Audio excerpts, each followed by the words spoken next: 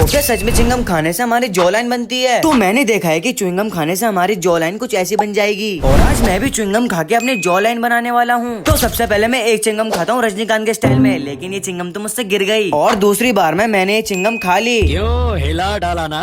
और फिर मैं इस च्युइंगम को चलते फिरते लेटते खाने लग जाता हूँ। और च्युइंगम खाते खाते मैं आ जाता हूँ बाहर, और मेरी बाकी की च्युइंगम तो खत्म हो गई। फिर मैं दुकान पे आके और च्युइंगम ले लेता हूँ। फिर घर आके एक एक करके मैं सारे च्युइंगम खा लेता हूँ। और फिर मैं बहुत देर तक इन च्युइंगम को खाने लग जाता हूँ। और 2 घंटे के बाद मेरी जॉ लाइन कुछ ऐसी बनी है। अच्छी लग रही हो तो सब्सक्राइब कर देना।